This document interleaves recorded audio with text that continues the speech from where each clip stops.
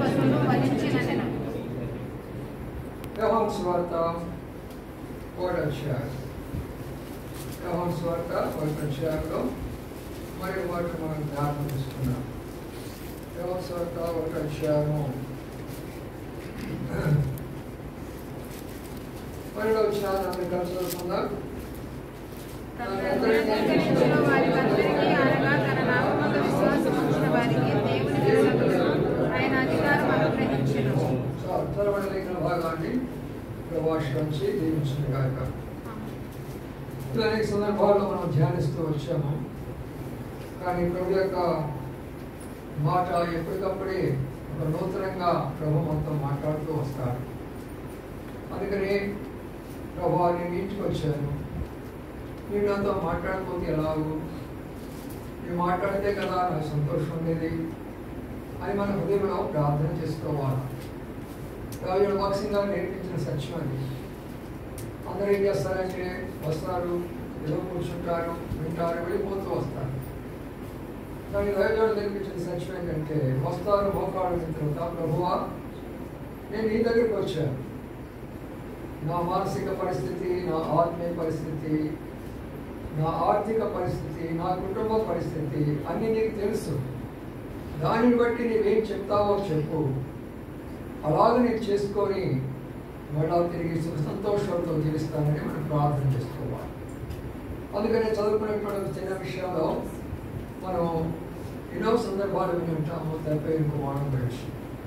కానీ ఈ సమయంలో ఒక శ్రేష్టమైనటువంటి తలంపు ప్రభు మనకి ఇస్తూ ఉంటున్నారు.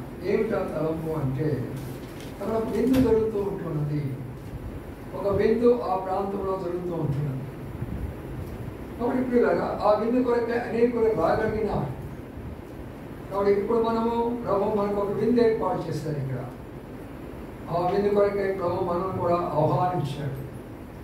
ఆ విందులో మనందరూ కూడా సంతోషంగా ఉండాలి, మనం కూడా సంతోషంగా ఉండాలి. ఆ విందులో వారందరూ కూడా సమాధానంగా ఉన్నారు, మనమందరూ కూడా సమాధానంగా ఉండాలి. మరి ఇన్ని కార్యాలు జరగాలి అంటే అక్కడ జరిగిన గొప్ప విషయం ఏంటంటే మరి దేవుడు లేక తండ్రి చేసినటువంటి గొప్ప కార్యాన్ని గురించి అక్కడ వాయబడుతూ వచ్చింది. నా ప్రియమైన సోదరి సోదరులారా, ఇక్కడ మనం చాలా లోతైన విషయాలు నేర్చుకోబోతున్నాం. చాలా జాగ్రత్తగా ఆలోచిస్తున్న అవసరం మనం చేస్తున్నాం. భూలోకంలో అందరికీ కూడా తల్లిదండ్రులు ఉంటానే ఉంటారు. మరి లోకమంతరికి కూడా ఒకే తండ్రి ఉంటాడు. అందుకని దాంట్లో ఎందరూ అంగీకరించినారో వారందరికీ ఆయన కుమారులు కుమార్తెలు దానికి అనేచారట, అధికారం ఇచ్చారు. So we are the children of God, we are the sons of God, we are the daughters of God. ప్రభు కొరకే మనం ఆయన బిడ్డలుగా, కుమారులుగా, కుమార్తెలుగా చేయబడ్డాం.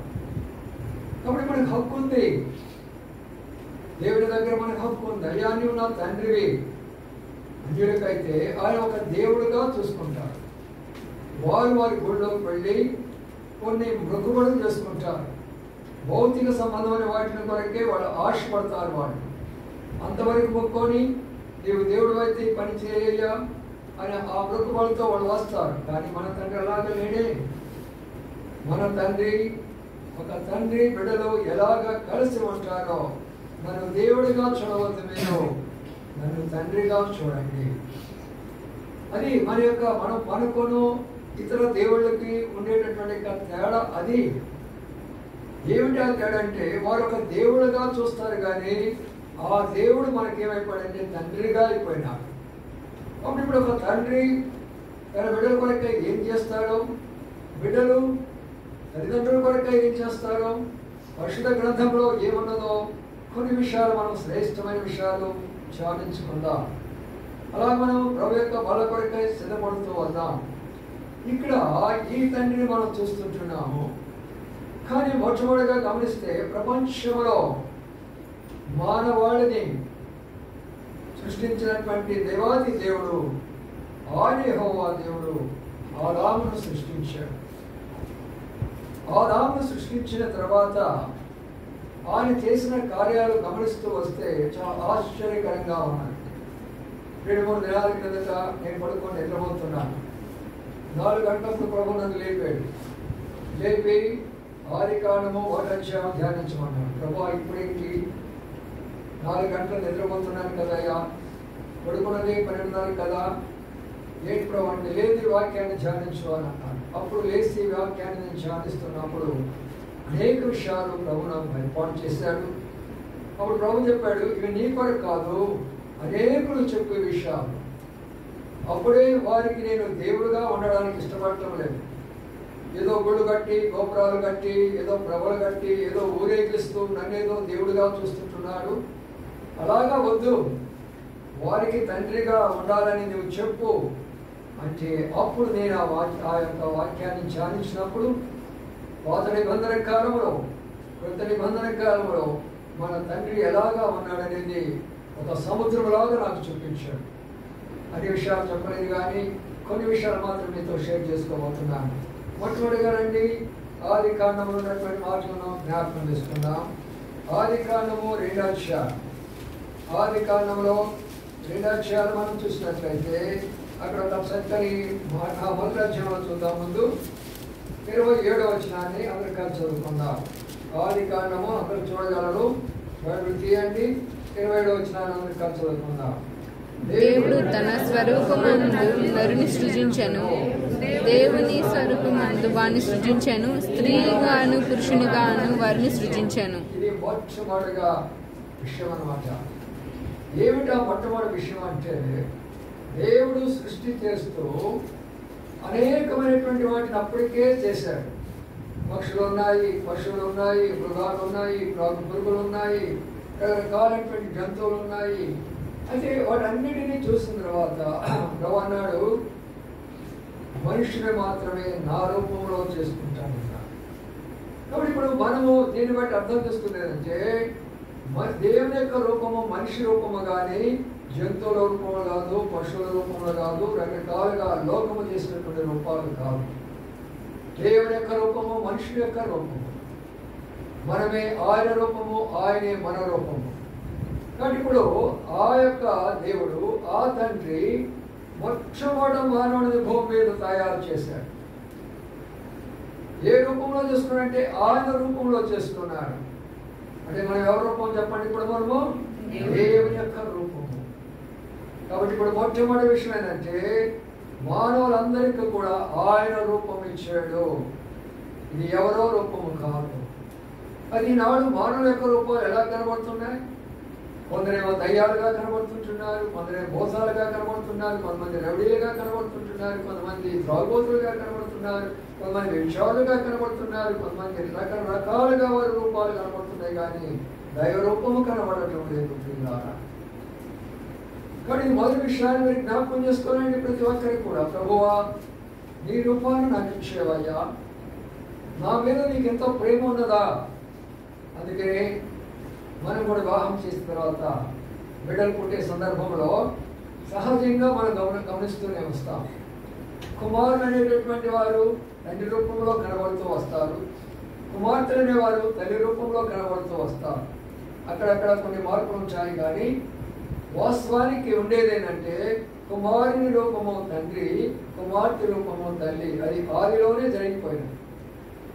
అందుకనే ఎక్కువగా మనం గమనిస్తూ వచ్చిన విషయం ఏంటంటే అక్కడ ఆయన యొక్క రూపం ఇచ్చాడు. కాబట్టి మొట్టమొదటిగా ఆయన యొక్క తలంపు, ఆయన ఆలోచన ఏంటంటే ఎవరో కాదు, ఈ బిడ్డ నా బిడ్డే. ఈ లోకంలో ప్రతి తండ్రి కూడా ఏం కోరుకుంటాడంటే పుట్టబోయే బిడ్డ నా రూపంలో ఉండాలా, నా రూపంలో ఉండాలా, నా రూపంలో ఉండాలని కోరుకుంటాడు. తల్లి ఏం కోరుకుంటుందంటే కాదు, పుట్టబోయే బిడ్డ నా రూపంలో ఉండాలా, నా రూపంలో ఉండాలని కోరుకుంటాడు. ప్రియమైన ఆశీర్వదిస్తున్నారా, దేవుని ఆయన పరలోకం యొక్క తండ్రి మనకిచ్చినటువంటి రూపము మనం ఎలాగా ఆ రూపాన్ని లోకానికి చూపిస్తున్నాం. ప్రభువు దగ్గర మన రూపం ఎలాగా ఉన్నది? ఈ రోజున మనం ఆయన సన్నిధిలో కూర్చున్నప్పుడు అదిగో నా కుమారుడు, అదిగో నా కుమార్తె, నా రూపం అక్కడ కనబడుతున్నది. తెల్లని వస్త్రాలు ధరించారు, ప్రశస్తమైన వస్త్రాలు ధరించారు. మరి నా రూపంలో కనబడుతున్నారు నా బిడ్డలని ఆయన పరలోకంలో దేవదూతలు పిలిచి చెప్తారట. ఈ మాట నేను చెప్పేది కాదు, భక్సింగ్ గారు చెప్తుండేవాడు. భూలోకంలో జరిగే ఆరాధన కానీ, భూలోకంలో జరిగే పరిచర్య కానీ, భూలోకంలో ఉన్నటువంటి ప్రజల యొక్క బాధల కష్టాలను చూసినప్పుడు పరలోకంలో ఉన్న దేవుడు ఏం చేస్తారో తెలుసా? దేవదూతలను పిలిచి, రండి మీరు, అదిగో భూలోకంలో ఉన్న నా బిడ్డలను చూడండి. అయ్యా మేము మీ బిడ్డలం కాదా? వాళ్ళు అడుగుతారంట దేవదూతలు, మేము మీ బిడ్డలం కాదా? మీరు నా బిడ్డలే, కానీ వారికి ఇచ్చింది నా రూపము, నా రూపం వారికి ఇచ్చాను. అందుకనే వారు నా మహిమ కొరకే సృష్టించబడినారు. ఏ మానవుడైనా, ఏ స్త్రీ అయినా, ఏ పురుషుడైనా, ఏ యవనస్తుడైనా ఈ లోకంలో మనం జీవించాలంటే, ప్రభువా నేను నీ మహిమ కొరకై జీవిస్తాను కానీ నా మహిమ కొరకై నేను జీవించను, నా స్వార్థ కొరకై నేను జీవించను. నీవు నా ద్వారా మహిమపరచబడాలా. నన్ను చూసిన వారు నిన్ను చూసినట్లుగా ఉండాలా. నన్ను చూసిన వారు ఎవరైనా సరే దైవ స్వరూపం ఈ బిడ్డల్లో కనబడుతుంది అని చెప్పుకోవాలి. ఇది మొదటి విషయంగా చూస్తూ ఉంటున్నాను. రెండో విషయానికి వస్తాం చూడండి. ఆ తండ్రిగా మనకు చేసినటువంటి రెండో విషయాన్ని మనం గమనించినట్లయితే, ఇప్పుడు ఇంకొక విషయాన్ని కలుగు చేస్తూ ఉంటున్నారు. మరి రెండో అధ్యాయంలో 7వ వచనాన్ని ఒక సహోదరు చదవండి. దేవుడైన యెహోవా నేల మంటితో నరుని నిర్మించి వాని నాసికా రంధ్రములలో జీవవాయువు ఊదగా నరుడు జీవాత్మ అయ్యెను. చూడండి, ఇప్పుడు రెండవదిగా మనం గమనిస్తే ప్రియులారా, ఆయన యొక్క మరి ఆయువు లేక ఆయన యొక్క జీవము లేక ఆయన యొక్క ఆత్మ దేవుడు మనకి ఇచ్చాడట. బాగా అర్థం చేసుకోండి. ఇక్కడ రెండవ యొక్క శ్రేష్టమైన తలం ఎంత బాగుంటుందో చూడండి. జంతువులకు లేదు ఈ యొక్క ధన్యత, పక్షులకు లేదు ఈ ధన్యత, పశువులు లేదు ఈ ధన్యత. ఒక్క మానవుడు మాత్రమే 3 భాగాలు కలిగిన వాడిగా ఉంటాడు. ఒకటి శరీరము, రెండవది జీవము, మూడవది ఆత్మ. మిగతా వాటన్నిటికీ కూడా శరీరము జీవం మాత్రమే ఉంటుంది, ఆత్మ ఉండదు. అందుకనే ఒకటి నేను చనిపోతాను. దోమ వస్తుంది, ఒక దెబ్బ కొట్టేస్తాం, చంపేసేస్తాం. ఒక పురుగు వస్తుంది, కొట్టేస్తాం, చంపేసేస్తాం. అనేకమైన జంతువులను చంపుకుంటారు, తింటూనే ఉంటారు ప్రజలు. ఆత్మ లేదు కాబట్టి. అయితే దేవుడు ఏం చేస్తాడంటే ఆత్మను మనకి ఇచ్చాడు, ఆయన శ్వాసను మనకి ఇచ్చాడు. అంటే దాని అర్థం ఏంటంటే తండ్రి యొక్క ప్రాణాన్ని నీకు ఇచ్చాడు. తండ్రి యొక్క ప్రాణం మనకి ఇచ్చాడు. నాసికా రంధ్రాల్లో జీవవాయువు ఓదడం అంటే తన ప్రాణాన్నే నీకు ఇచ్చాడు. తన రూపం కాదు, తన ప్రాణాన్నే నీకు ఇచ్చాడు. నా ప్రియమైన సోదరి సోదరులారా, మనం అందరం బ్రతుకున్నామంటే ఈ ప్రాణం ఎవరిది? ఈ ప్రాణం ఎవరిది? ఆలోచన చేయండి మీరు. నా ప్రాణమే, నేను మాట్లాడుతున్నానే, నేను తింటున్నానే, నేను తిరుగుతున్నానే, నేను ఆ పని చేస్తున్నానే, నీ పని చేస్తున్నానే, నేను అనేకమైనటువంటి యొక్క గొప్ప గొప్ప శాస్త్రవేత్తలుగా నేను మారిపోతున్నానే, లోకంలో ధనవంతులుగా మారిపోతున్నామే, లోకంలో నాయకులుగా మారిపోతున్నామే. ఈ ప్రాణముగానే లేకపోతే నా పరిస్థితి ఏమైపోతుంది? ఈనాడైనా ఆలోచన చేస్తారా లోకస్తులు? కానీ నీకు నాకు ధన్యత ఇచ్చాడు. ఆయన ప్రాణము మనలో ఉన్నది, ఆయన ఆత్మ కూడా మనలో ఉన్నది. అందరిలో ఉండదండి. ఎవరైతే పాపం చేశారో ఆ రోజు వారి ఆత్మ చనిపోతుంది. అందుకని ఆత్మీయ విషయాల మీద వారు దృష్టి పెట్టరు. వారు పెట్టినా కూడా ఏదో బలవంతంగా వస్తారు, కూర్చుంటారు, వింటారు, వెళ్ళిపోతారు. కానీ ఆత్మ అయితే పరితాపిస్తూ ఉంటుంది. ఆత్మ ఎప్పుడెప్పుడు ప్రార్థన చేసుకుంటామా, ఆత్మ ఎప్పుడెప్పుడు వాక్యాన్ని ధ్యానించుకుంటామా, ఎప్పుడెప్పుడు ఆత్మీయులను కలుసుకుంటామా, ఎప్పుడు ఆత్మీయులతో సహవాసం చేస్తామా, ఎప్పుడు మన యొక్క ఆత్మ ఆత్మ ఆత్మ ఫలాలతో ఉంటామా, మనము ఆత్మ పరితాపిస్తూ ఉంటుంది. ఆ ఆత్మ కలిగినటువంటి వారంగా ఉండాలనేది దేవుని యొక్క ఉద్దేశము. అందుకని ఆయన అన్నాడు, నా కుమారుడా, నా కుమార్తె, చూడు నా ప్రాణం ఇచ్చాడు నీకు, రెండవదిగా నా ఆత్మ నీకు ఇచ్చాడు. కాబట్టి నా ప్రియమైన సోదరి సోదరులారా, ఒక తండ్రిగా ఆయన రూపం ఇచ్చాడు, ఒక తండ్రిగా ఆయన ప్రాణం ఇచ్చాడు, ఒక తండ్రిగా ఆయన ఆత్మను మనకి ఇచ్చాడు. అదే కృత నిబంధనలోకి వస్తే ఆ యొక్క వాయువు మనకి ఎలాగా వచ్చింది అంటే, ఆ యొక్క జీవం మనకి ఎలాగా వచ్చింది అంటే, ఆత్మ మనకి ఎలాగా వచ్చింది అంటే, కృత నిబంధనలో ఆ దేవుడే మానవ రూపముగా వచ్చి నీ కొరకై నా కొరకై ఆ కలువశిలువలో మరణించి ఆయన మరణించడం ద్వారా ఆ జీవము మనలోకి వచ్చింది. మన కొరకై తండ్రి మరణిస్తున్నాడు ఇక్కడ. అందుకని నేను అధికారంగా చెప్పాడు, అందరూ నన్ను అంగీకరిస్తారు నా బిడ్డలు అన్నాడు, నా కుమార్తెలు అన్నాడు, నా కుమారులను అన్నాడు. కాబట్టి ఈ రోజున ఆయన ప్రాణం మన కొరకై ఇచ్చాడు. ఒక తండ్రిగా తన ప్రాణం ఇచ్చినటువంటి ఆయన. అక్కడైతే పాత నిబంధన కాలంలో మహిమా స్వరూపుడు కాబట్టి ఆ మహిమా స్వరూపుడు మనలోకి జీవం పోసాడు. అయితే ఇక్కడ ఉన్నటువంటి మానవ స్వరూపుడు కాబట్టి ఈయన మరణించడం ద్వారా మనకు ఆ జీవం వచ్చింది. అందుకని నేటి దినాల్లో మనం చూస్తాం, ఒక వ్యక్తి హాస్పిటల్లో మరణిస్తూ ఉంటున్నప్పుడు ఆ వ్యక్తికి మరి ఒక రకమైనటువంటి శస్త్రచికిత్స చేయాలన్నప్పుడు, ఆపరేషన్ చేయాలన్నప్పుడు మరి ఏమడుగుతారు తెలిసిన, బ్లడ్ కావాలండి అంటారు, రక్తము కావాలి అంటారు. మరి రక్తము కావాలి అన్నప్పుడు ఎవరి రక్తం ఇస్తాము? కొన్నిసార్లు భర్త రక్తము భార్య పనిచేయదు, భార్య రక్తము భర్తలు పనిచేయదు, బిడ్డ రక్తము తల్లిదండ్రులు పనిచేయదు, తల్లిదండ్రులకు బిడ్డలు పనిచేయదు. ఎవరో రక్తము తీసుకొచ్చి చెక్కాల్సిన పరిస్థితి మనకు వస్తుంది. అంటే అర్థం ఏంటంటే రక్తంలో జీవం ఉంటుంది.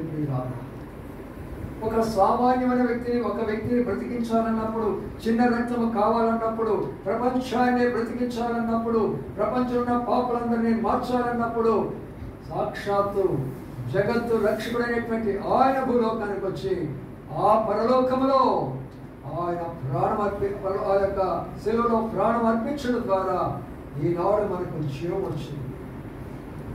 ఈనాడు మనకు జీవం వచ్చేసింది. కాబట్టి ప్రభువా, నీవు తండ్రిగా నా కొరకై ప్రాణం ఇచ్చినావా? ఒక తండ్రిగా నీ జీవం నాకు ఇచ్చావా, నీ రూపం నాకు ఇచ్చావా అని కానీ నువ్వు తెలుసుకోవాలనుకుంటే నీలోకి ఆత్మ రావాలి. నీలోకి ఆత్మ రావాలని ఆయన వల్ల పరిశుద్ధాత్మను నీ కొరకై పంపించినాడు.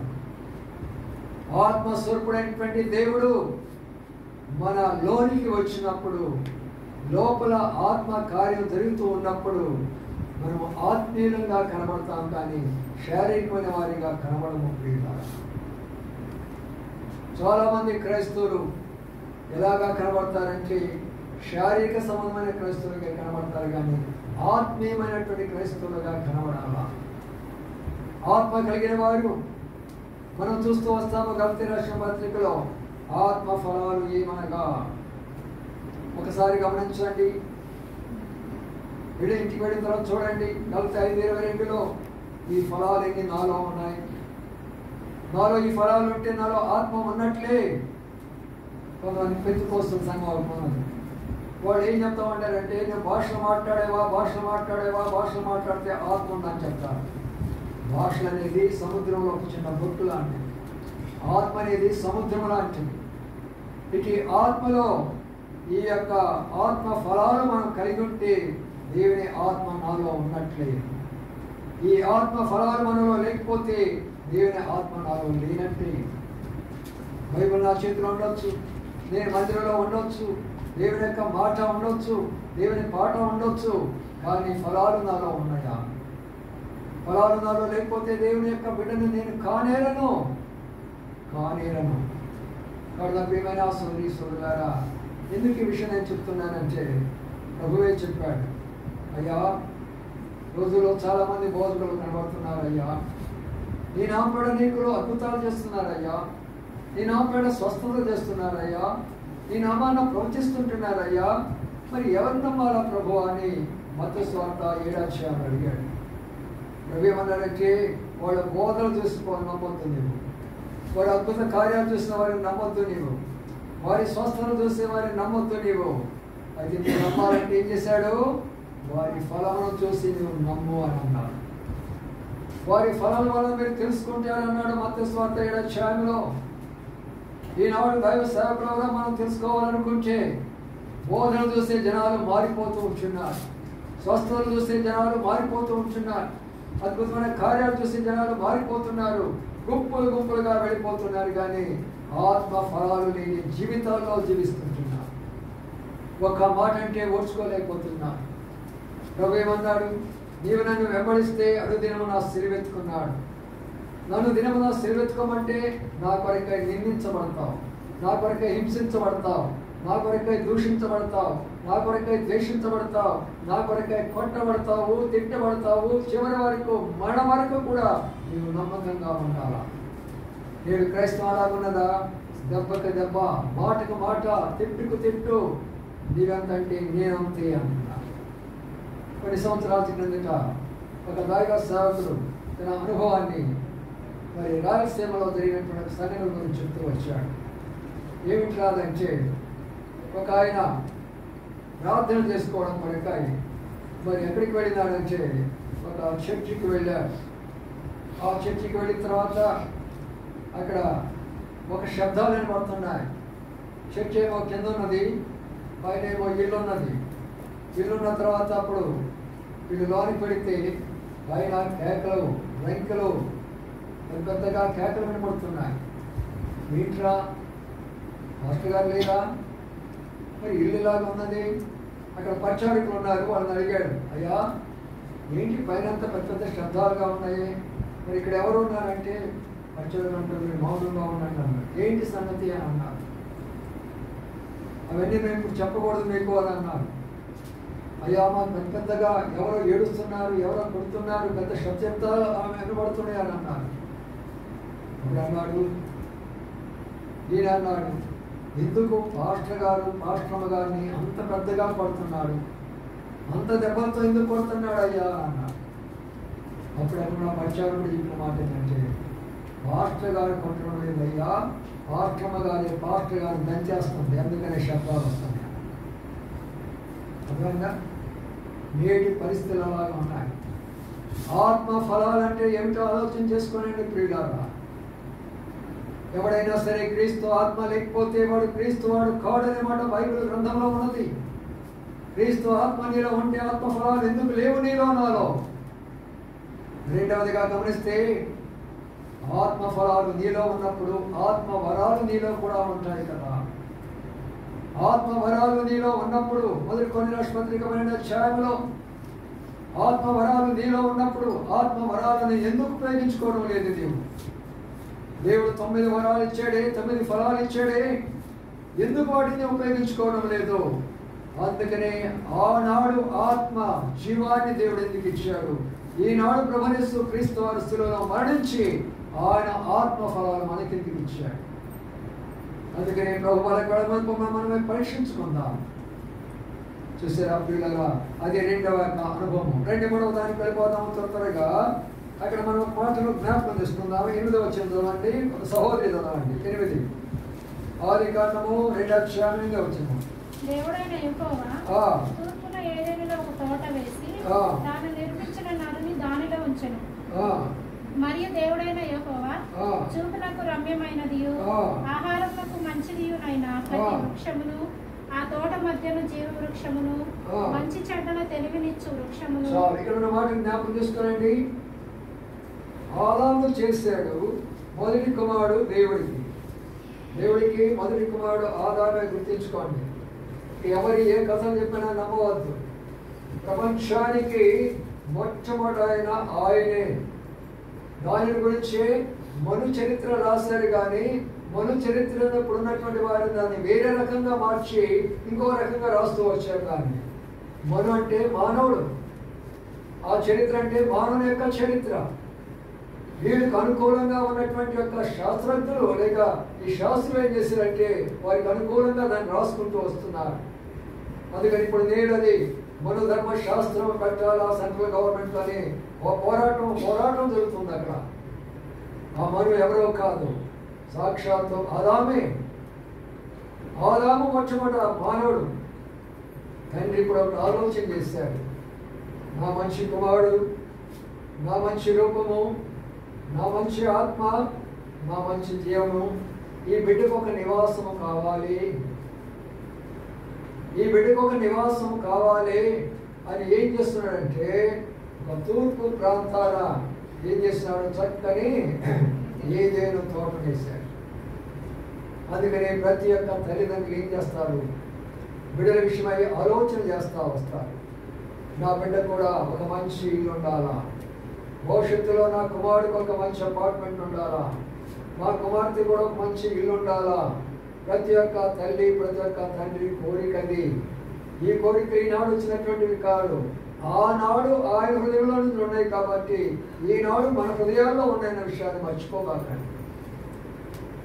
ఆ హృదయంలో ఉన్నటువంటి యొక్క స్వభావమే మన హృదయంలో ఉన్నది కాబట్టి మన బిడ్డల విషయంలో ఎందుకు ఆలోచన చేస్తున్నామంటే, మన బిడ్డలకి ఎందుకు ఒక నివాసం ఉండాలని ఆలోచన చేస్తున్నామంటే, వాళ్ళ కొరకు ఎందుకు స్థలాలు కొంటున్నామని ఆలోచన చేస్తున్నామంటే, వారి కొరకు ఎన్నో మన యొక్క లాలు ఎందుకు చేస్తున్నామంటే ఆలోచన, దేవుని యొక్క ఆలోచన మన హృదయంలో ఉన్నది.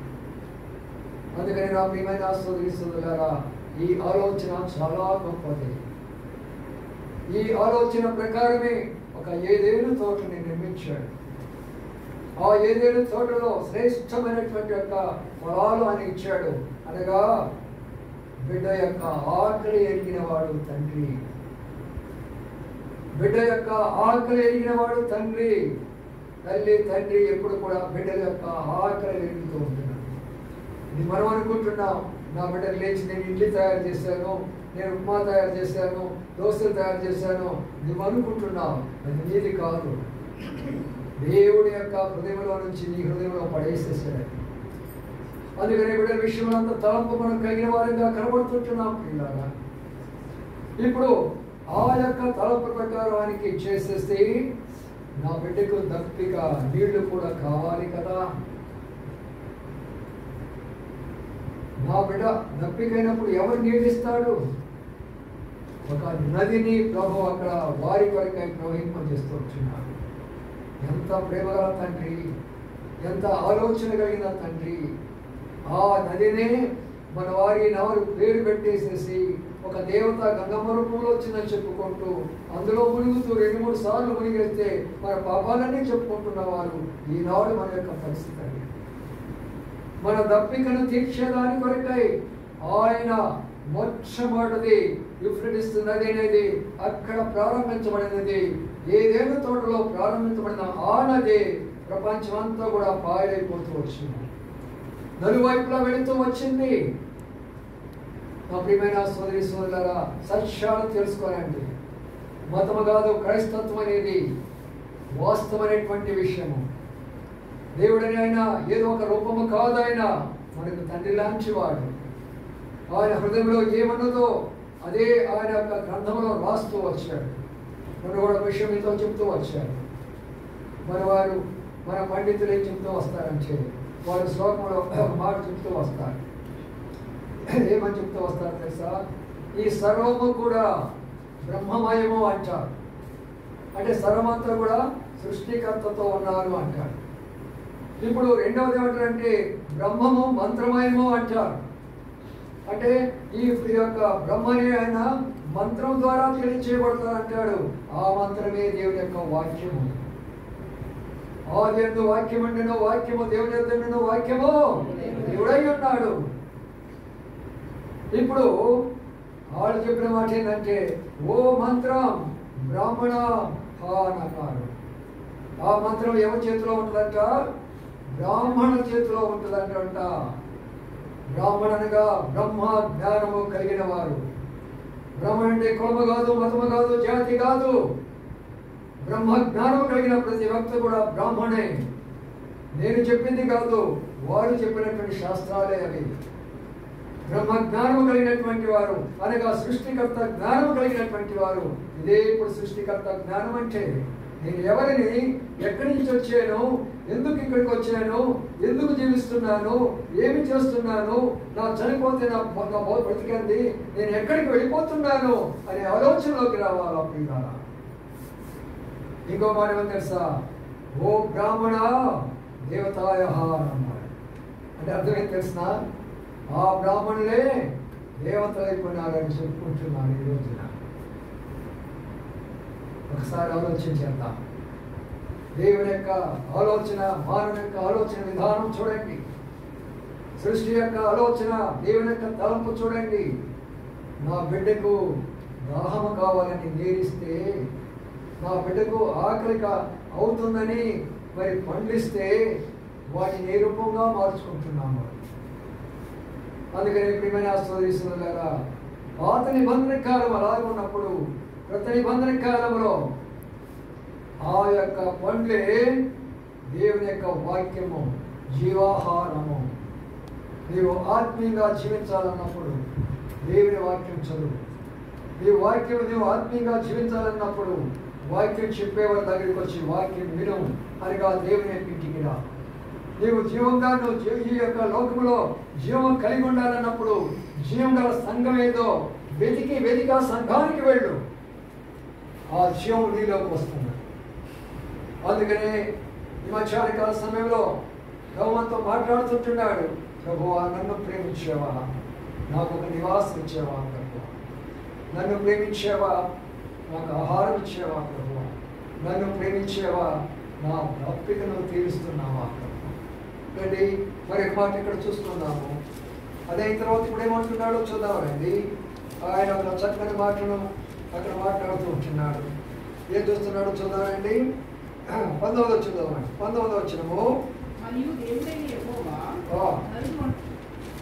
దేవుడైన యెహోవా ప్రతి భూజంతువును ప్రతి ఆకాశ పక్షిని నేల నుండి నిర్మించి ఆదాము వాటికి ఏ పేరు పెట్టునో చూచుటకు అతని యొద్దకు వాటిని రప్పించాడు. చూడండి ఎంత గొప్ప విషయం ఇది. ఎలాంటి విషయం చూసారా? అన్నిటినీ సృష్టించిన తర్వాత ఆదాముకు పేరు పెట్టింది తండ్రి. మరి బిడ్డకు ఎవరు పేరు పెడతామమ్మా? మనం పెట్టుకుంటాం కదా, మనం పెడతామా లేదా? కొన్నిసార్లు ఏం చేస్తాము, బ్రదర్ పేరు పెట్టండి అంట. కొంతమంది ఏం చేస్తారు, మనసులో పెట్టుకొని వచ్చి ఈ పేరు పెట్టండి బ్రదర్ అంట. అంటే మనకు ఒక ఆశ. అలాగే మనకు పేరు పెట్టాడు ఆయన మనకు. ఇప్పుడు పేరు పెట్టిన తర్వాత ఇప్పుడు ఏమంటున్నాడు, ఆ కుమారుడు తీసుకొని వచ్చి, రే బాబు నువ్వు పేరు పెట్టాలి వీళ్ళందరికీ. ఎవరికి? జంతువులకి, పశువులకి, పక్షులకి, మృగాలకు, టాక్ పురుగులకు ఏం చేయాలంట? ఈనాడు మనం అంటున్నాం కాయక అంటున్నాం, పుచ్చుక అంటున్నాం, చిలుక అంటున్నాము, ఆవు అంటున్నాము, గేదె అంటున్నాము. ఎవరు పెట్టారు ఈ పేర్లు? ఈ గ్రంథంలో రాయబడ్డాయి అన్నీ కూడా. అందుకని నా ప్రియమైన సోదరులారా, ఆదాముకు ఎంత అధికారం ఇచ్చాడంటే అన్ని జంతువుల మీద అధికారం ఇచ్చేస్తాడు. తండ్రి యొక్క హృదయం ఎప్పుడు కూడా బిడ్డలో ఉన్నతమైన స్థానంలో ఉండాలని కోరుకుంటాడు. నా బిడ్డ నాకంటే ఉన్నతమైన స్థానంలో ఉండాలా, నన్ను మించిపోయినటువంటి స్థానంలో ఉండాలా, నాకంటే గొప్ప గౌరవంలో ఉండాలా, నా పేరు కంటే ఎక్కువ పేరు తెచ్చుకోవాలని ప్రతి తండ్రి ఎందుకు కోరుకుంటున్నాడు ఈ రోజునంటే ఆ తండ్రి కోరుకున్నాడు కాబట్టి. ఇక్కడ ఉన్నాడు, ఇక్కడ కూర్చున్నాడు అకులాని ఆయన. ఆ చిన్నపిల్లడు ఇక్కడ కూర్చుంటాడు, వాడు ఇంతోడు వాడు ఏం చేస్తాడు తెలుసా? నేను కంజలు కొడతాను, నేను డోల కొడతాను, నేను ఆరాధన చేస్తాను అంటాడు. ఎలాగొచ్చినట్టు అది? తండ్రి యొక్క ప్రోత్సాహం, తల్లి యొక్క ప్రోత్సాహం. మన బిడ్డలేడలా వారి యొక్క భౌతికమైన విషయాల కంటే కూడా ఆత్మీయ విషయాలు ఎప్పుడైతే మనము ఆ బిడ్డలను పెంచుతామో వారు భౌతికమైన విషయాలు ఇంకా ఎక్కువగా వెళ్ళిపోతూ వస్తారు. ఎందుకు చెప్తున్నాయంటే నా ప్రియమైన సోదరులారా, తండ్రి హృదయం చూడండి, అధికారం ఇస్తున్నాడు. కుమారుడు వీటన్నిటికీ నీకు అధికారం ఇస్తున్నాడు, వీటన్నిటికి కూడా నీకు అధికారం ఇస్తున్నా. అందుకని అధికారం ఇచ్చినటువంటి తండ్రి, పోషిస్తున్నటువంటి తండ్రి, నీటినిచ్చినటువంటి యొక్క తండ్రి ఒక సందర్భంలో బిడ్డల యొక్క పరిస్థితి చూస్తున్నప్పుడు చాలా బాధకరంగా ఉంటుంది కదా తల్లిదండ్రులైనటువంటి వారికి. ఏమనుకుంటాం అంటే అందరికి ఉన్నది, నా బిడ్డకు లేదే, అందుకనే నానా నాకు కానీ ₹1,00,000 పెట్టి కానీ స్కూటర్ పడిపోయినావా, నేను బడికి పోను అంటాడు. ఏం చేస్తారు తండ్రి? పెట్రోల్ లేరు, అప్పు చేసి తీసుకొస్తా లేక పోరా బడికి అంటాడు. హృదయం చూడండి ఎలాంటి హృదయం. తండ్రి హృదయం ఒకసారి అర్థం చేసుకోండి. ఎవరొస్తున్నారా? ఇక్కడ కూర్చుని ఎవరొస్తున్నారా? కొన్ని సంవత్సరాల కిందట మరి ఒక తండ్రి ఒక బిడ్డను స్కూల్లో చేర్పించాడు. స్కూల్లో చేర్పించిన తర్వాత మరి ఆ స్కూల్కి వెళ్తున్నాడు. ఈరోజు మీకు తెలుసు కదా స్కూల్లో ఎలా పోతారు, వెనక ఒక మూట వేసుకుంటారు, పాపం పుస్తకాల మూట పొంగి పొంగి వంగి వంగి పోతా ఉంటారు. కొంతమంది ఏం చేస్తారు, బిడ్డలు స్కూల్ మీద కూర్చోబెట్టుకొని తీసుకొని వచ్చి అక్కడ విడిచిపెట్టేసి పోతూ ఉంటారు. కొంతమంది ఏం చేస్తారు, ఆటోలో మందులు ఎక్కించేసి పంపిస్తూ వస్తారు. కానీ ఈ తండ్రి చాలా మరి పేదవాడు, అంత శక్తి లేనివాడు.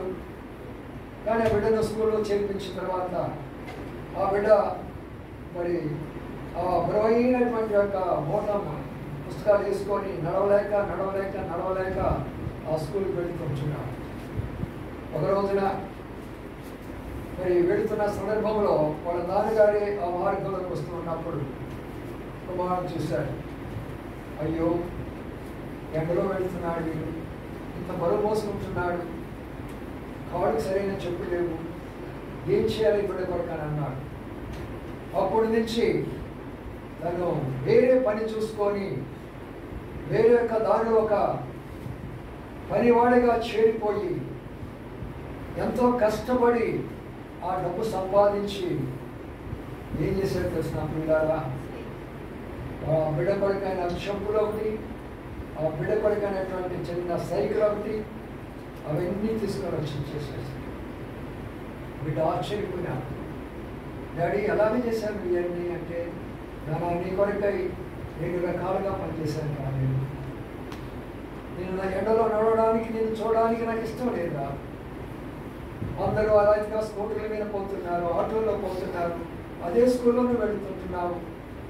నేను చూసినప్పుడు నేను ఎంతో బాధ కలిగింది, బాబు తీసుకొని వెళ్ళదా అన్నాను. తండ్రి ప్రేమ ఎలాంటిదో చూడండి, ఆ హృదయాలు ఎలాంటి హృదయాలో చూడండి. తను తాను ఖాళీ చేసుకుంటున్నాడు, తను తాను రిక్తుడిగా చేసుకుంటున్నాడు. వాడిలో ఒక తండ్రి కూడా మన కొరకై సమస్తాన్ని పోగొట్టుకున్నాడు. మన కొరకై అయినా ధనవంతుడు ఆయన, మన కొరకై దరిద్రుడు ఆయననే మాట కొన్ని రాష్ట్రపతిగా మనం చూస్తాం. మన కొరకైనా దరిద్రతను అనుభవించాడు ఈ లోకంలో. నక్కలకు బరువులు ఉన్నాయి, ఆకాశ పక్షుల నివాసాలు ఉన్నాయి, మనిషి కుమారుడికి తలవాల్చడానికి తలపలేదు. ఈనాడు పాస్టర్లు అనుకున్న వాళ్ళు మరి ఎలాంటి యొక్క జీవితాలు జీవిస్తున్నారో మనం చూస్తూనే ఉన్నామే. సేవకులు అనుకునే వారు ఎంత మరి లగ్జరస్ లైఫ్ జీవిస్తున్నారో మనం చూస్తూనే ఉన్నామే. మన పరమ తండ్రి మనల్ని స్థాయిలో ఉంచేదాని కొరకై ఆయన ఏ స్థాయిలోకి వచ్చాడు ఒకసారి అర్థం చేసుకున్నాను. అందుకని నా ప్రియమైన సోదరులారా, తండ్రి ప్రేమ చాలా గొప్పది. ఎంత ప్రేమ గలవాడో చూడండి, ఎంత దయగలవాడో చూడండి. నీవు నీ కుమారుడి కొరకై ఎంతగా ప్రయాసపడుతున్నావో, నీవు నీ కుమారుడి కొరకు ఎంతగా కష్టపడుతున్నావో, నీవు నీ కుమారుడి కొరకు ఎంతగా బాధపడి రాత్రి పగలు శ్రమదోర్చి కాల్చుకుంటున్నావో, పరమ తండ్రి నీ కొరకై చేసిన ఒకసారి జ్ఞాపకం లేదా? పరమ తండ్రి నీ కొరకై చేసినటువంటి ఒక వాటిని మీరు జ్ఞాపకం చేసుకోరా. అందుకే పరమ తండ్రి అన్నాడు, నన్ను జ్ఞాపకం చేసుకోవడం కొరకై నేను చేయలేదా, నన్ను జ్ఞాపకం చేసుకోవడం కొరకై నేను చేయలేదా? ఏమైనా సోదరులారా, అందుకనే ఆ ప్రేమ గలటువంటి తండ్రి మరి ఒక విషయం కూడా చెప్తూ ఉంటున్నాం. రండి ఆ విషయాన్ని కూడా చూసుకుందాం. 18 వచ్చిన చదవండి. మరొకరు 18. మరియు దేవుడైన యెహోవా నరుడు ఒంటరిగా ఉండడం మంచిది కాదు, వానికి సాటి అయిన సహాయము వాని కొరకు చేయమనుకోండి. అర్థం చేసుకోండి పిల్లలు, ఇక్కడ ఎలా ఉన్నదో ఒక తండ్రి యొక్క ఆలోచన ఎలా ఉందంటే, నా బిడ్డ ఒంటరిగా ఉండకూడదు, నా కుమార్తె ఒంటరిగా ఉండకూడదు. ఇక్కడ మనం చాలా మంది కూర్చున్నాం, మీకు భార్యలు ఉన్నారు, మీకు భర్తలు ఉన్నారు. ఎలాగో వచ్చినది సరే, ఎవరొస్తున్న చిన్నవారి వాడి విషయం ఒకసారి ఆలోచన చేసేవా? నీకు సాటి సహాయం కావాలనే ఆలోచన ఎవరిది? నీకు తోడుండే భార్య ఎవరదు? నీవు ఏమైనా ఉంటావు ఉండొచ్చు, కానీ నీకు భార్య లేకపోతే భర్త యొక్క జీవితం 0. బిడ్డలు ఉండొచ్చు, కుమారులు ఉండొచ్చు, బంగారం ఉండొచ్చు, ఉద్యోగాలు ఉండొచ్చు, ఏముండొచ్చు, ఆఖరి వరకు నిన్ను ఆదుకునేది నీ భార్యే. తోటి సహాయం అనేది ఆనాడు ఇచ్చాడు. నువ్వు పడితే కింద లేవదీసేది నీ భార్యే, నీకు ఆకలి అయితే భోజనం పెట్టేది నీ భార్యే, నీకు దప్పికైతే నీళ్లు తీసుకొచ్చి ఇచ్చేది నీ భార్యే. నువ్వు కన్నీరుతో ఉన్నప్పుడు నీ దగ్గరికి వచ్చి కూర్చొని కన్నీరు తుడిచేది భార్యే. సాటి సహాయం అంటే దాని యొక్క అర్థం. నా ప్రియమైన సోదరులారా, తండ్రి యొక్క ఆలోచన చూడండి. మనకు సాటి సహాయాలు ఇచ్చాడు. భార్యాభర్తలుగా మనం చేశాడు. మనం ఈనాడు కుటుంబీకులు అయ్యాము అంటే, ఈనాడు మనము భార్యాభర్తలుగా ఉన్నాము అంటే, అయ్యా ఇది నీ ఆలోచన కాదా? ఇది నీ ఆ తలంపు కాదా? ఎవరి భార్యాభర్తలుగా ఉన్నారో మీరు అందరూ సంతోషించి ఆనందించండి. ఎవరు భార్యాభర్తలుగా లేరో ఒక్కసారి మీరు ఆలోచించండి. నా భర్త నా దగ్గర ఎందుకు లేకపోయినాడు? నా భార్య నా దగ్గరికి ఎందుకు లేకపోయినది?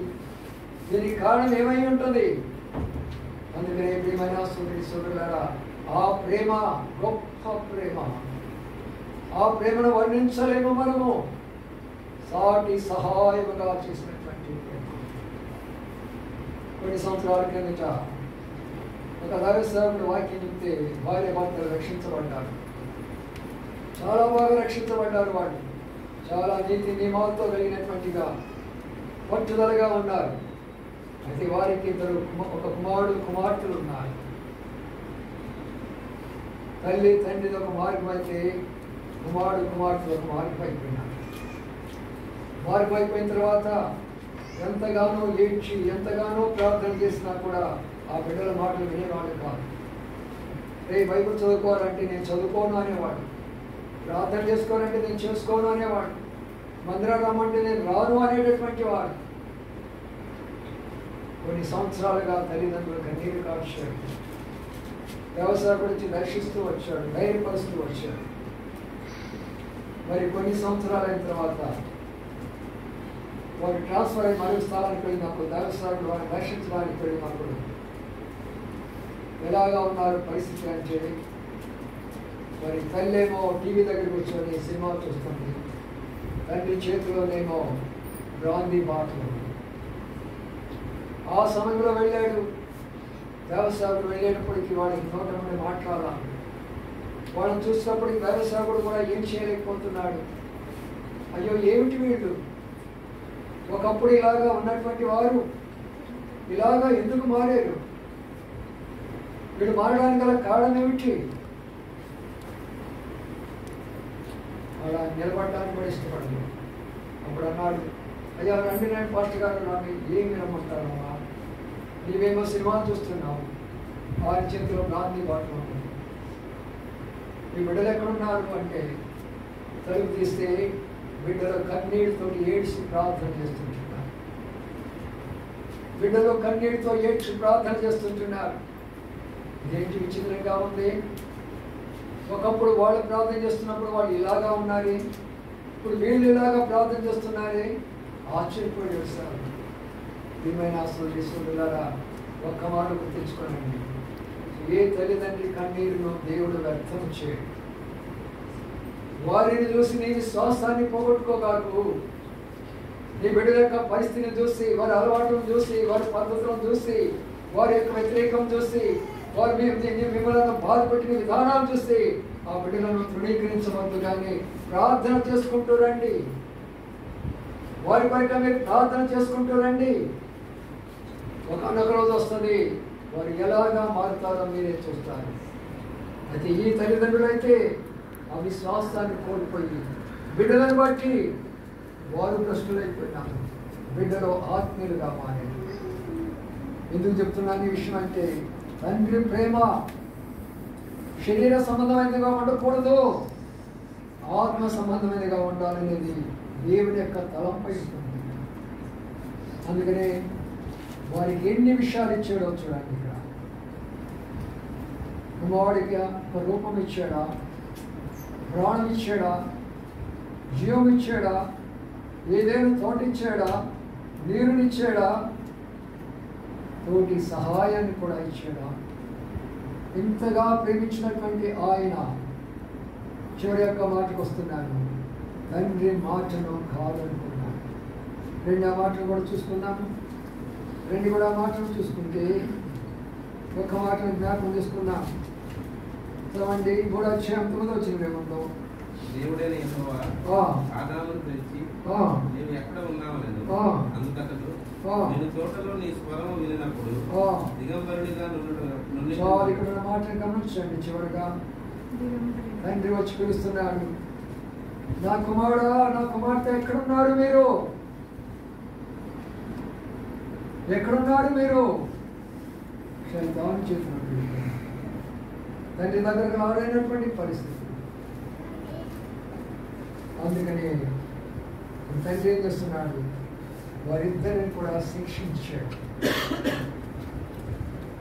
ఏ తండ్రి అయితే ప్రేమించాడో, ఏ తండ్రి అయితే ఉపమిచ్చాడో, ఏ తండ్రి సమృద్ధిగా ఇచ్చాడో ఆ తండ్రి యొక్క శిక్షకు గురైపోతున్నారు. నా మాట నీ వినలేదా? శైతాను మాట నీ విన్నావా? అందుకనే ఇద్దరికి కూడా శిక్ష, ఇద్దరు కూడా శాపము. ఒకరికేమో గర్భగట్ట శాపము, ఒకరికేమో శ్రమట వర్షాల. ప్రియమైన సోదరులారా, ఈ మాట మీరు జాగ్రత్తగా ఆలోచించండి. నేను ఎందుకు చెప్తున్నానంటే ప్రపంచానికి సరిపోయే మాట నేను చెప్తున్నాను ఈ రోజున. ప్రపంచానికి సరిపోయే మాట ఏమిటంటే, నీవు బయటికి వెళ్ళేసి చెమట కారిస్తే కానీ నీ యొక్క బ్రతుకు, నీ కుటుంబాన్ని నువ్వు నడిపించాలా. నీవు ప్రసవేదన గర్భము ధరించి బిడ్డలను కని కుటుంబ పరిపాలన చేసుకోమంటే ఈనాడు లోకం ఏమైపోయిందంటే దానిని పూర్తిగా భిన్నము చేసేసేసినాం. అందుకని ఎక్కడ చూసినా కూడా సమాధానం ఎందుకు లేదు? స్త్రీలకు ఇచ్చిన స్థానంలో స్త్రీలు ఉన్నారా ఈ రోజున? పురుషులకు ఇచ్చిన స్థానంలో పురుషులు ఉన్నారా ఈ రోజున? లేని కారణం చేతనే అల్లకల్లోలం అయిపోతుంది ప్రపంచం. ప్రపంచం అల్లకల్లోలం కావాలంటే ఒక స్త్రీయే గుర్తించుకోనండి. ప్రపంచాన్ని నిర్మించాలంటే ఒక స్త్రీని గుర్తించుకోనండి. ఎంత ప్రేమించి ఆ స్త్రీకి ఎంత గౌరవించి ఎంత స్థానం ఇచ్చాడో దేవుడు, ఆ స్త్రీ ద్వారానే ప్రపంచం వచ్చువాడుగా పతనమైపోయింది అవ ద్వారా. ఈనాడు ప్రపంచం పతనమైపోతుందంటే ఆ స్త్రీ ద్వారే. ఎక్కడ సమస్య వచ్చిన స్త్రీయే, ఆఫీసులో వచ్చిన స్త్రీయే, స్కూల్లో వచ్చిన స్త్రీయే, కాలేజీలో వచ్చిన స్త్రీయే, ఇంటిలో వచ్చిన స్త్రీయే, బయటకు వచ్చినటువంటి స్త్రీయే. కారణం ఏంటంటే వారి హద్దులు దాటిపోయినారు. దాని ఫలితమే దేవుని యొక్క ఉగ్రత కుమ్మరించబడుతున్నది. జపాన్లో ఎందుకు ఆ యొక్క అగ్ని ప్రళయం వచ్చేసి ఆ పర్వతం అంతా కూడా ఎందుకు ప్రళయమైపోయి వాళ్ళందరూ మీదకి వచ్చిందే నిన్నటి దినాన? అమెరికాలో ఎందుకంత మరి భయంకరమైనటువంటి వర్ష రూపంలో వచ్చేసి తుఫానుల ద్వారా ఎందుకు అవన్నీ కొట్టుకొని పోతూ ఉంటున్నాయి? రష్యా ఉక్రెయిన్ ప్రాంతంలో ఎందుకు ఇంత వాతావరణం జరుగుతూ వస్తున్నది? ఇజ్రాయెల్ అమాష ప్రాంతాల్లో వేలాది ప్రజలు ఎందుకు చనిపోతున్నారు? దేవుని యొక్క ఉగ్రత కాదా? దేవుని యొక్క శాపాలు కాదా? దేవుని యొక్క భయంకరమైనటువంటి యొక్క కోపము కాదా? ఏ దేవుడైతే మనం ప్రేమిస్తున్నాడు, ఏ దేవుడైతే మనకు రూపం ఇచ్చాడో, ఏ తండ్రి మనకు సమస్తం ఇచ్చాడో, అయితే వాటిని మనం ఎలాగా చేసుకున్నాం, వాటిని మనం ఎలాగో ఉపయోగించుకుంటున్నాం. అందుకనే ప్రియమైన సోదరి సోదరులారా, ప్రభువు చెప్తున్నది, నన్ను మీరు జ్ఞాపకం చేసుకోనండి. ఈ హిందూ నీకు ఎందుకు ఏర్పాటు చేస్తున్నానంటే నువ్వు తప్పిపోయి ఉన్నావేమో, తండ్రికి దూరం అయిపోయి ఉన్నావేమో, కుటుంబానికి దూరం అయిపోయి ఉన్నావేమో. పశ్చాత్తాపడు. అయ్యా, నేను పశ్చాత్తాపడుతున్నాను. తండ్రి, నేను పశ్చాత్తాపడుతున్నాను. నీ ద్వారా నేను సమస్తాన్ని పొందాను. సమస్తము నీ ద్వారా నాకు ఇవ్వబడినది. అయితే ప్రభువా, ఈ రోజు నా యొక్క పరిస్థితి దౌర్భాగ్యమైన పరిస్థితి. అందుకని నీ దగ్గరికి వస్తున్నాను. అందుకని నన్ను క్షమించు ప్రభువా, క్షమించు తండ్రి అని అడిగితే అదే తండ్రి, శిక్షించినటువంటి తండ్రి, శాపం పెట్టినటువంటి తండ్రి నిన్ను హత్తుకునేవాడిగా ఉంటున్నాడు. నీ వస్త్రాలు మార్చేవాడిగా ఉంటున్నాడు. నీకు ఉంగరం పెట్టేవాడిగా ఉంటున్నాడు. నీ కొరకై ఒక గొర్రెను, ఒక పశువును వధించేవాడిగా ఉంటున్నాడు. ప్రియమైన సోదరి సోదరులారా, మనం మురికి మాలినంతా కడిగి వేసుకోండి. తప్పని కుమారుడు తన యొక్క మురికి మాలినంతా కడిగి వేసుకుంటున్నాడు. రెండవదిగా తనకు ప్రశస్తమైన వస్త్రాలు ఇచ్చినాడు. రక్షణ వస్త్రం పోగొట్టుకున్నావేమో, సంపాదించుకో. ఈ రోజున ఉంగరం ఇస్తున్నాడు, నీకు అధికారం ఇస్తున్నాడు దేవుడు. తన ఇంటిలో పని చేస్తానికి కొరకు, పరిచర్య చేస్తానికి కొరకై, నశించే ఆత్మల కొరకైనా పరిచరిస్తుంటున్నాడు దేవుడు. అంత మాత్రమే కాదు, ఆయన నీ కొరకై విందు ఏర్పాటు చేశాడు. ఆ విందే ప్రభువైన యేసుక్రీస్తు వారు. ఈ నా శరీరము మీరు జ్ఞాపకం చేసుకోండి. ఈ విందులో మీరు పాల్పొందండి. తండ్రిగా నేను ఆకరించినది నా శరీరమే. తండ్రిగా నేను మొట్టమొదటిగా నా రూపం ఇచ్చాను. చివరిగా నేను నీకు ఇచ్చినది నా శరీరమే. నేను ఆశీర్వదించాను, నేను దీవించాను, నేను ఘనపరిచాను, నీకు అధికారం ఇచ్చాను. అయితే ఎన్నిటిని పోగొట్టుకున్నావు కదా, అయినా తిరిగి రా. నా కుమారుడు నేను నీ కొరకు ఎదురు చూస్తున్నాను. నా కుమార్తె నీ కొరకు ఎదురు చూస్తున్నాను. పశ్చాత్తాపడు, పాపాలను ఒప్పేసుకో. ఎక్కడ పడిపోయినావో, ఎక్కడ నలిగిపోతున్నావో, ఎక్కడ శాంతి నెమ్మది లేదో, ఎక్కడ ప్రభు దూరం అయిపోయినావో, ఎక్కడ వాక్యానికి, ప్రార్థనకు, సహవాసానికి, పరిచర్యకు, సేవకు దూరం అయిపోయినావో క్షమాపణ కోరుతున్నా. అందుకని ఇంకా ప్రభు యొక్క రాకడ కొరకై ఆయన కృప మన మీద ఉన్నది కాబట్టి, అనేకులు ఇలాగ విజ్ఞాపన చేస్తున్నారు కాబట్టి మనం అందరం బ్రతికి బయటపడుతుంటున్నాం. మన గొప్పతనం కాదు పిల్లరా, అనేకులు మన కొరకే విజ్ఞాపన చేస్తున్నారు. అందుకని నేను కాపాడుతూ ఉంటున్నాను. లేదా ఇతర దేశాల వలె మన మీద కూడా ఎప్పుడు ఏ ప్రమాదం సంభవిస్తుందో తెలియదు. పశ్చాత్తాపడదాము, తండ్రిని జ్ఞాపకం చేసుకున్నాము, తండ్రి దగ్గర తిరిగి వస్తాము. ఆయన తృణీకరించే తండ్రి కాదు, త్రోసివేసే తండ్రి కాదు. కోపపడతాడు, శిక్షిస్తాడు, కానీ హత్తుకుంటాడు, ప్రేమిస్తాడు, దగ్గర తీసుకొని వస్తాడు.